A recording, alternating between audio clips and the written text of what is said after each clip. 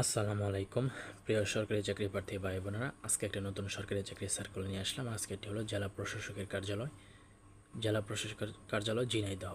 ঠিক আছে, আবেদন শুরু কবে শেষ কবে কার আবেদন করতে পারেন বিস্তারিত এই ভিডিওতে আলোচনা করব। আপনি এসএসসি থেকে এসএসসি স্নাতক সকল বিষয়ে কিন্তু এখানে পদ আছে। তো তার জন্য ভিডিওটি আপনি শেষ পর্যন্ত দেখুন, তাহলে বিস্তারিত জানতে পারবেন। ঠিক আছে, তো স্থানীয় সরকারি বিভাগে 9 ফেব্রুয়ারি 2026 তারিখের 23 জুন 2026 তারিখের এত স্মারকে ছাড়পত্রের প্রেক্ষিতে ঝিনাইদহ জেলায় নিম্নবর্ণিত শূন্যপদে জাতীয় বেতন স্কেল 2015 মোতাবেক অনুযায়ী অস্থায়ী ভিত্তিতে প্রচলিত নিয়োগ বিধি অনুযায়ী জনবল নিয়োগ ও আগামী 1 বছরের জন্য নিয়োগ প্যানেল সংরক্ষণের লক্ষ্যে ঝিনাইদহ জেলার স্থায়ী বাসিন্দাদের নিকট হতে অনলাইনে আবেদন করা যাচ্ছে। অর্থাৎ শুধুমাত্র ঝিনাইদহের স্থায়ী বাসিন্দাগণ কিন্তু আবেদন করতে পারবেন, অন্যান্য জেলার কিন্তু লোক আবেদন করতে পারবেন না। 1 নম্বর, ইউনিয়ন পরিষদ প্রশাসনিক কর্মকর্তা 4 জনকে নেবে। শিক্ষাগত যোগ্যতা হচ্ছে আপনার কোনো স্বীকৃত বিশ্ববিদ্যালয় হতে অন্যান্য দ্বিতীয় বিভাগ বা সমমানের সিজিপিএতে স্নাতক বা সমমানের ডিগ্রি। 2 নম্বর, হিসাব সহকারী কাম কম্পিউটার অপারেটর 5 জনকে নেবে, গ্রেড 16। কোনো স্বীকৃত বোর্ড হতে বাণিজ্য বিভাগে অন্যান্য দ্বিতীয় বিভাগ অথবা সমমানের জিপিএতে উচ্চ মাধ্যমিক সার্টিফিকেট, সমমানের পরীক্ষা উত্তীর্ণ, কম্পিউটার প্রশিক্ষণপ্রাপ্ত, কম্পিউটার টাইপিং ও প্রতি মিনিটের সময় গতি 20 শব্দ থাকতে হবে। এখন পড়ব আবেদন ফর্ম পূরণ। আরেক বা এসএসসি পাশের নিচে আরেকটা আছে, তো একটু আমি শর্তটা পড়ে নিই আপনার। আচ্ছা, আপনাদেরকে আগে আমি ওটাই দেখাই, তারপরে শর্ত পড়ি। ঠিক আছে, তো নিচে ওটা কোথায় গেল, 1 মিনিট ওয়েট করেন। তো ভাই এটা কিন্তু দুইটা পার্টে সার্কুলার দিয়েছে। ঠিক আছে, এসএসসি পাশেরটাও আছে, তবে একটু আপনি অপেক্ষা করেন, আমি শর্তটা একটু পড়ে নেই। আবেদন ফর্ম পূরণের পরীক্ষা অংশগ্রহণের ক্ষেত্রে নিম্নবর্ণিত শর্তাবলী অবশ্যই পূরণ করতে হবে। 1 নম্বর, জারিকৃত নিয়োগ বিজ্ঞপ্তিতে লিখিত শূন্যপদ পূরণের ক্ষেত্রে স্থানীয় সরকারি ইউনিয়ন পরিষদ কর্মচারী চাকরি বিধিমালা। আচ্ছা, সব শর্ত মতো তেমন কিছু না, আপনার একটু পড়ে নেবেন, আমি বললাম। অনলাইন আবেদনপত্র পূরণ সংক্রান্ত নিয়মাবলী শর্তাবলী, এই ওয়েবসাইটে গিয়ে কিন্তু আপনাকে আবেদন করতে হবে। আবেদন শুরু 27 জুলাই শুরু হয়ে গেছে। ঠিক আছে, আর শেষ হবে 20 আগস্ট বিকাল 5 ঘটিকায়।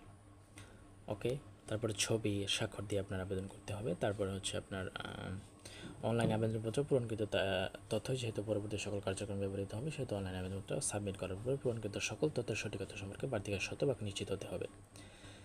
ঠিক আছে, এই পূরণকৃত আবেদনপত্র একটি রঙিন প্রিন্ট কপি পরীক্ষা সংক্রান্ত যে কোনো প্রয়োজন সহায়ক হিসেবে সংগ্রহণ করুন। SMS প্রেরণের নিয়মাবলী, পরীক্ষার ফি প্রদান। ওকে, তো পরীক্ষার ফি প্রদানের জন্য কত টাকা লাগবে, তো এখানে দেখতে পাচ্ছেন আপনারা যে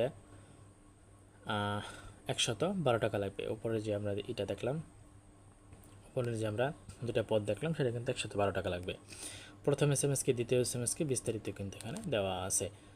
DCJH স্পেস ইউজার আইডি লিখে সেন্ড করতে হবে 16222 নাম্বারে। এক্সাম্পল, এত দ্বিতীয় সময় DCJH space ES space pin লিখে সেন্ড করতে হবে 16222 নাম্বারে।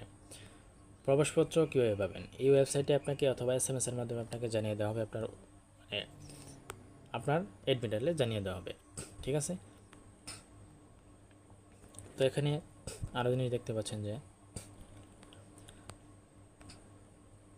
টেলিটকের মাধ্যমে আপনাকে আবেদন করতে হবে আর কি। ওকে, তারপরে হচ্ছে আগ্রহী প্রার্থীকে শেষ তারিখ সময়ের জন্য অপেক্ষা না করে পর্যাপ্ত সময় নিয়ে কিন্তু আবেদন করতে হবে আপনাকে, এটা বলা আছে। তারপরে তেমন কিছুই নাই। আচ্ছা, আমরা 2 নম্বর সার্কুলারে চলে যাব। এখন দেখতে পাচ্ছেন সার্কুলার নং 2।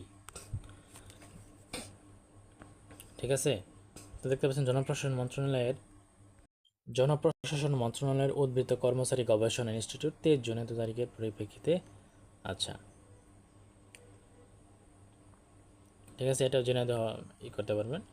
দপ্তর নাম জেলা প্রশাসকের কার্যালয়, ঝিনাইদহ ওয়ার অধীন উপজেলা নির্বাহী অফিসারের কার্যালয় সমূহ।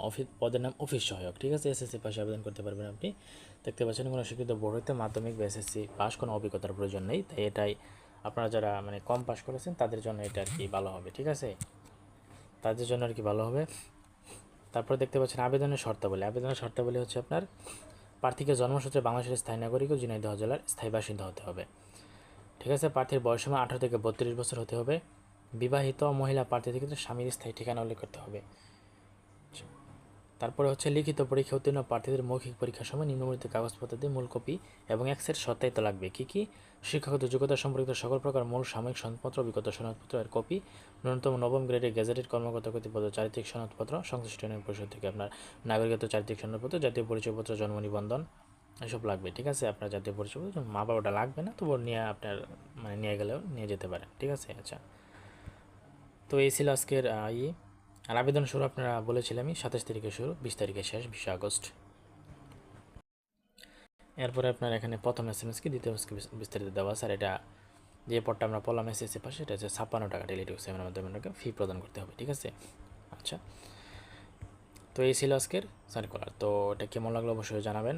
ঝিনাইদহের বাসিন্দারা আপনারা অবশ্যই আমার চ্যানেলটা সাবস্ক্রাইব করে সঙ্গে থাকবেন। আমি এই ধরনের সরকারি চাকরি সার্কুলার এবং আপডেট দিয়ে থাকি। আপনাদের একটু সাপোর্টই আমাকে ভিডিও তৈরি করতে উৎসাহ জাগায়, ঠিক আছে। আপনার একটা সাপোর্ট, একটা সাবস্ক্রাইবে আমাকে কিন্তু ভিডিও তৈরি করার উৎসাহ জাগায়। তো বিভিন্ন ধরনের মানে সাজেশন বা প্রশ্ন সমাধানেও ভিডিও আমি তৈরি করি। তাই অবশ্যই চ্যানেলটা সাবস্ক্রাইব করে সঙ্গে থাকবেন। কোনো কিছু জানা থাকলে কমেন্টে জানাতে পারেন। ধন্যবাদ।